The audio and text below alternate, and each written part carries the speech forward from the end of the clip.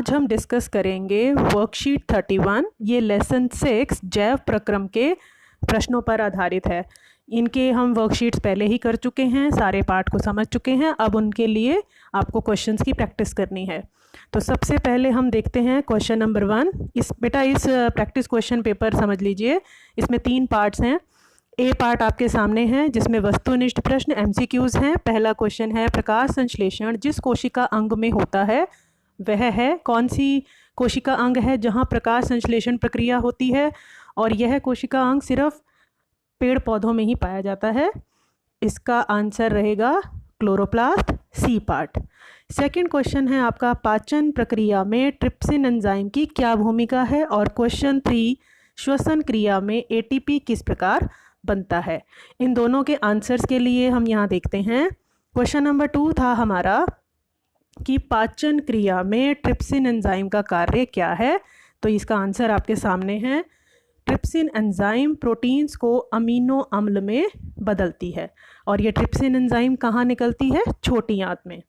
Question number 3, श्वसन क्रिया में ATP कैसे बनता है। तो श्वसन क्रिया में ग्लूकोज के टूटने से ATP बनता है। आपको पता है ATP ऊर्जा की इकाई है।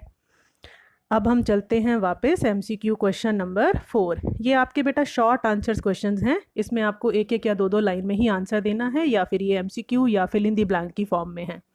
क्वेश्चन नंबर 4 है, अवायवीय श्वसन होता है। अवायवीय जो बिना वायु की उपस्थिति में होता है। ऑप्शंस हैं आपके सामने, यीस्ट में, जीवाणु में, मानव मांसपेशी में, या उपयुक्त सभी में। तो यीस्ट में तो होता ही है, वो तो करता ही अवायवीय श्वसन है। जीवाणु में बहुत से जीवाणु भी अवायवीय श्वसन करते हैं। और सी है मानव मांसपेशी। जब हम कोई हैवी वर्क करते हैं, दौड़ते भागते हैं, उस समय हमारे शरीर में भी अवायवीय मतलब वायु कम आ रही है, ऑक्सीजन कम आ रही है, तो बिना ऑक्सीजन के ही हमारे शरीरों में, हमारी कोशिकाओं में ऊर्जा बन जाती है। तो इसका आंसर है डी, उपयुक्त सभी में। उसके बाद है क्वेश्चन नंबर 5, उत्सर्जी तंत्र की कार्यात्मक इकाई क्या है। उत्सर्जी तंत्र, उत्सर्जन तंत्र, यानी कि जिसमें किडनीज मेन पार्ट होते हैं, आपने इसके बारे में पढ़ा है। और किडनीज का काम मूत्र बनाना होता है, लेकिन किडनीज के अंदर भी कौन सी ऐसी संरचना है जो ब्लड को फिल्टर करती है, यानी ब्लड को छानती है और मूत्र बनाती है।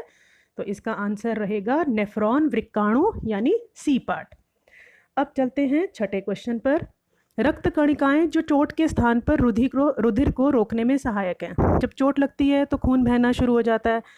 थोड़ी देर के बाद जैसे हम उसे पानी में डालते हैं या दबाते हैं, डिटॉल वगैरह लगाते हैं, तो ब्लड बहना बंद हो जाता है। और थोड़े टाइम के बाद आपको वहाँ पर थक्का बना हुआ, जमा हुआ दिखाई देता है, जैसे खून जम जाता है।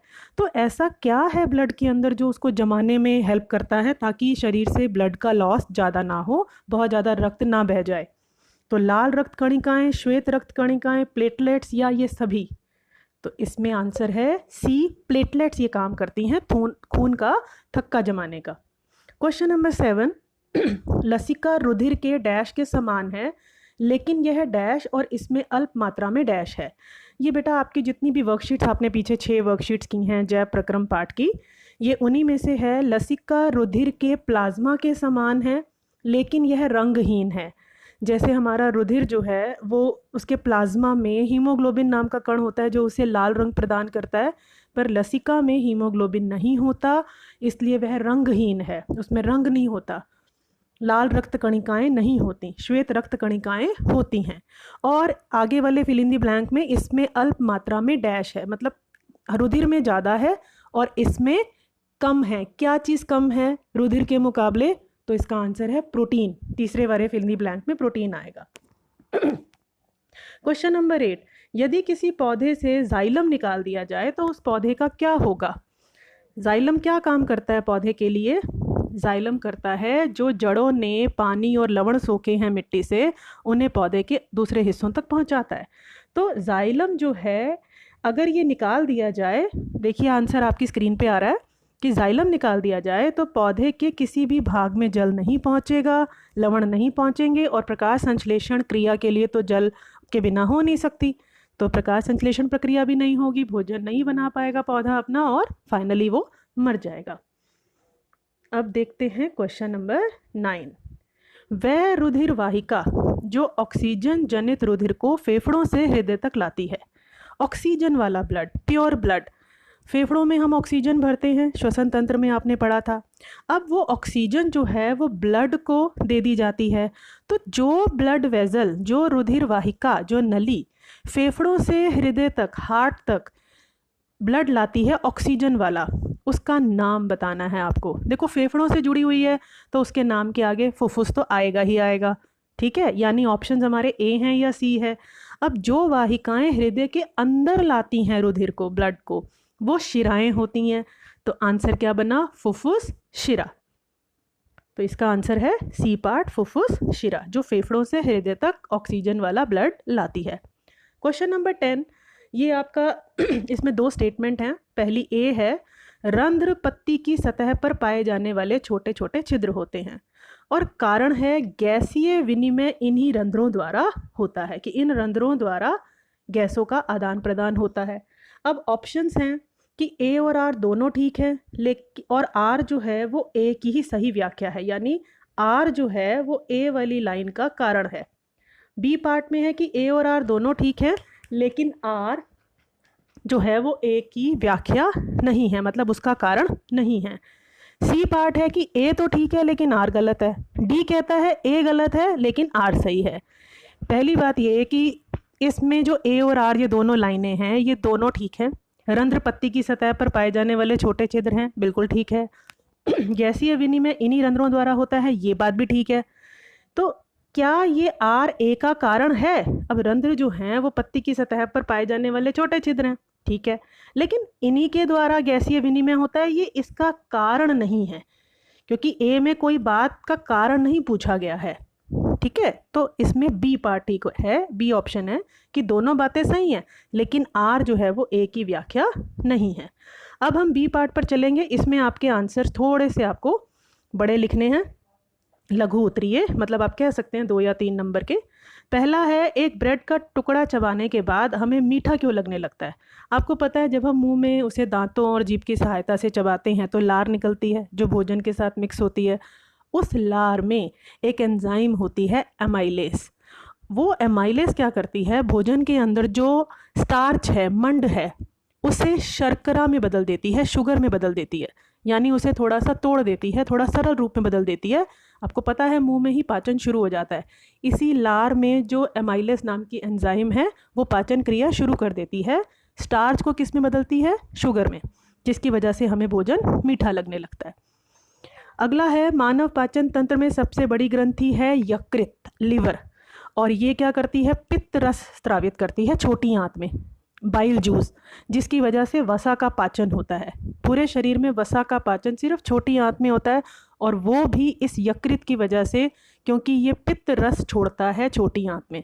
अगर ये लिवर, जैसे बेटा जॉन्डिस होता है ना, पीलिया नाम की बीमारी होती है, उसमें अगर क्या होता है, लिवर ढंग से काम नहीं कर रहा होता, यकृत नहीं काम कर रहा होता ठीक से, पित्त रस निकलता नहीं है पूरी तरह से, तो फैट्स का, वसा का पाचन रुक जाता है।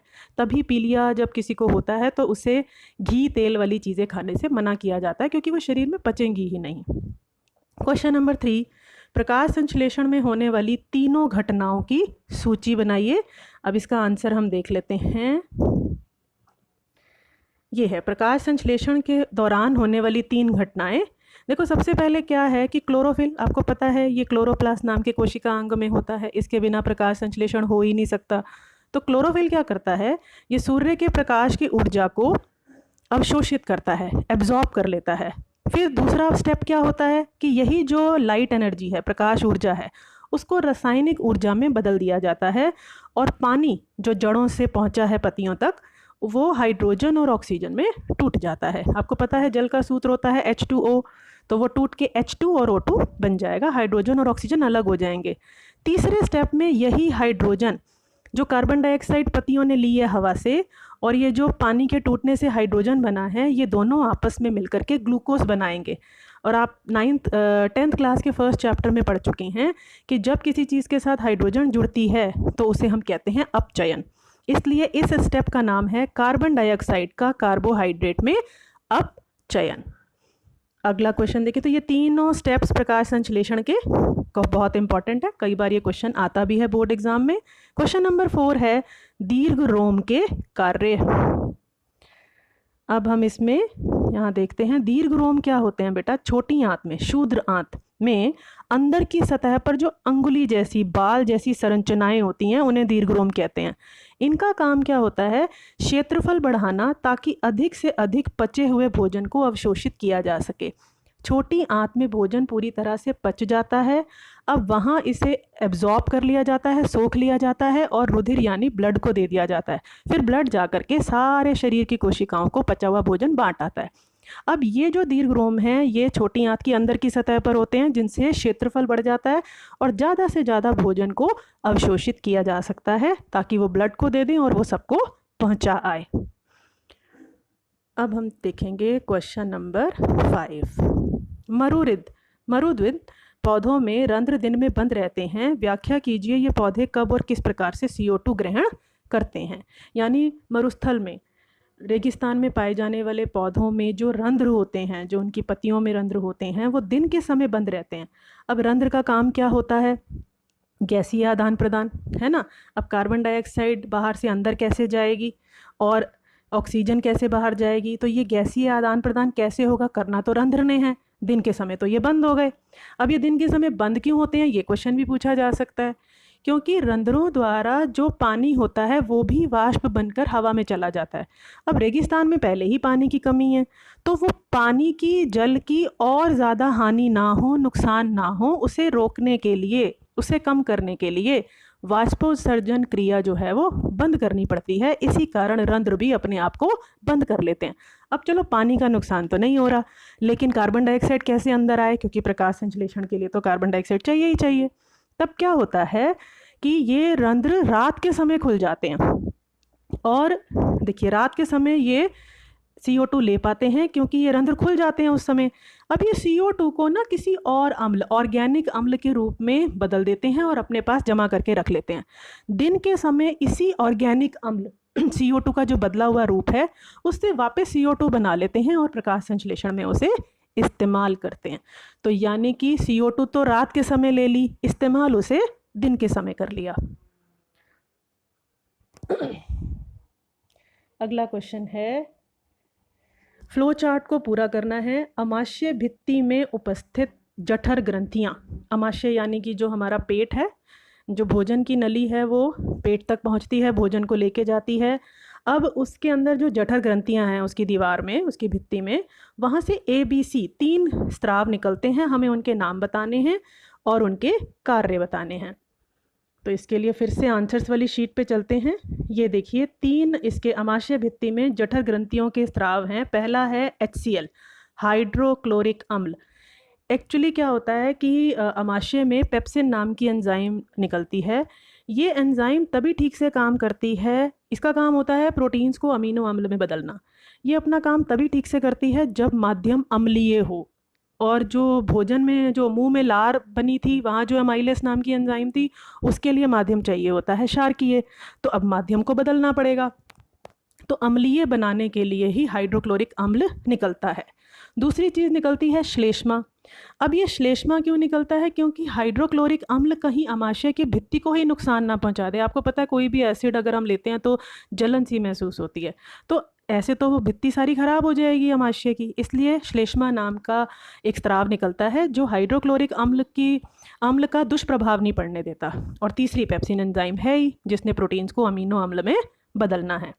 अगला जो 7वां क्वेश्चन है वो है आपका दोहरा परिसंचरण क्या होता है। बेटा मनुष्य में आपने पढ़ा है, हृदय का जो चित्र देखा था आपने या उसकी कार्यशैली समझी थी कि हृदय जो है वो 4 हिस्सों में बटा हुआ है। एक दाएं हिस्से में आलिंद और निलय हैं, फिर बाएं हिस्से में भी आलिंद और निलय हैं। तो ब्लड हार्ट में से, हमारे हृदय में से 2 बार गुजरता है। देखिए हृदय से रुधिर का 2 बार गुजरना ही दोहरा परिसंचरण कहलाता है। पहला है, एक बार फेफड़ों से ऑक्सीजन वाला ब्लड लेके आएगा जो हृदय के बाएं हिस्से से होते हुए कहाँ चला जाएगा, बाकी कोशिकाओं तक। और दूसरी बार बाकी सारी कोशिकाएं जो हैं वो ब्लड को क्या दे देंगी, कार्बन डाइऑक्साइड दे देंगी। वो हार्ट के, हृदय के दाएं हिस्से से होते हुए फेफड़ों तक जाएगा। तो एक बार बाएं हिस्से से गुजरा, कोशिकाओं तक गया, फिर कोशिकाओं से फेफड़ों तक आएगा, लेकिन दाएं हिस्से से होते हुए, हृदय के दाएं हिस्से से होते हुए। तो इस प्रकार दोहरा परिसंचरण प्रक्रिया होती है। अगला है आपका क्वेश्चन नंबर 8, धमनी और शिराओं में अंतर। ये आपकी वर्कशीट 28 में प्रॉपर बहुत अच्छे तरीके से दिया हुआ है। एक बार हम देखते हैं इस वर्कशीट को, धमनी और शिराएं। ये देखिए वर्कशीट 28 है, इसमें ये धमनी और शिराओं का अंतर दिया हुआ है। ये देखिए वर्कशीट 28, धमनी और शिराएं, इनके ये आपके अंतर दिए हुए हैं। आप यहाँ से इस क्वेश्चन को कर सकते हैं। अब चलते हैं हम नेक्स्ट क्वेश्चन पर। पदार्थों के ऊपरीमुखी वहन में वाष्पोत्सर्जन किस प्रकार सहायक है? वाष्पोत्सर्जन आप जानते ही हैं कि पत्तियों द्वारा जो एक्स्ट्रा पानी को बाहर भेज दिया जाता है। अब उसकी वजह से जड़ों द्वारा पानी सोखने में कैसे मदद मिलती है? वाष्पोत्सर्जन तो पत्तियां कर रही हैं, अब पत्तियां कर रही हैं तो उससे जड़ें पानी कैसे सोख पा रही हैं? देखो होता क्या है वाष्पोत्सर्जन प्रक्रिया द्वारा पौधे के वायवीय हिस्सों जैसे पत्तियों व तने में जल की हानि होती है। मतलब जल जो है वो वाष्प बन के उड़ जाता है, तो वहाँ पानी की कमी हो जाती है। अब इन हिस्सों में जब पानी निकल गया तो जल का दाब कम हो जाता है। जड़ों ने मिट्टी से पानी सोख रखा है तो वहाँ जल का दाब बढ़ जाता है। अब जल जो है वो अधिक दाब क्षेत्र से कम दाब के क्षेत्र की ओर चलना शुरू करता है। अगर वाष्पोत्सर्जन ना हो तो जड़ें भी पानी नहीं सोख पाएंगी, क्योंकि पत्तियों में पानी रहेगा, वो तो उड़ ही नहीं रहा। अब पत्तियों में ऑलरेडी पानी है तो जड़ें पहुँचाएंगी ही क्यों? दोनों तरफ दाब बराबर हो जाएगा, पानी चलेगा ही नहीं, मूवमेंट ही नहीं करेगा। Now we see question number 10, मानव वृक्क में मूत्र निर्माण की प्रक्रिया की व्याख्या कीजिए। ये आपका जो क्वेश्चन है ये वर्कशीट 30 में ये मूत्र का निर्माण एक पूरा इस तरह से दिया हुआ है, लेकिन मैंने आप लोगों के लिए इसको थोड़ा आसान तरीके से लिखा है। यहाँ देख लेते हैं मूत्र निर्माण की प्रक्रिया 30 वर्कशीट में भी आप देख सकते हैं। पहला है अति सूक्ष्म निस्यंदन, यानी बहुत बारीक और छोटे लेवल पर छनना। निस्यंदन मतलब कि ब्लड का छनना, उससे मूत्र निर्माण होना।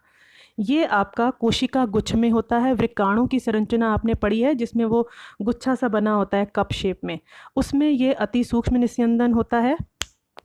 और उसके बाद फिर ये वृक्काणु के नलिकाकार हिस्से में छनने के बाद आ जाता है, लेकिन ग्लूकोज, अमीनो अम्ल, लवण और जल जो कि शरीर के लिए ज़रूरी हैं, इन्हें वापस अवशोषित कर लिया जाता है। तो ये चयनित पुनर्अवशोषण।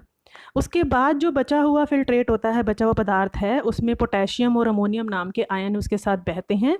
फिर बहते बहते जब संग्राहक वाहिनी में ये सारे वृक्काणु अपना जो मूत्र है इसे इकट्ठा कर रहे होते हैं, तो अतिरिक्त पानी, एक्स्ट्रा पानी ना चला जाए, वो भी बॉडी दोबारा सोख लेती है, जल का पुनर्अवशोषण। और लास्ट में मूत्र का निर्माण हो जाता है जो मूत्र वाहिनी में दे दिया जाता है। मूत्र क्या होता है? जल प्लस यूरिया या यूरिक अम्ल और मूत्र को रंग देने वाला वर्णक। तो ये मूत्र निर्माण की प्रक्रिया ये आप आसान शब्दों में यहाँ से कर सकते हैं। उसके बाद आपका सी पार्ट शुरू हो जाता है। सी पार्ट के लिए पहले क्वेश्चन देखते हैं। क्वेश्चन है, सी वाले जो हैं वो आपके दीर्घ उत्तरीय हैं, मतलब कि लंबे आंसर्स हैं।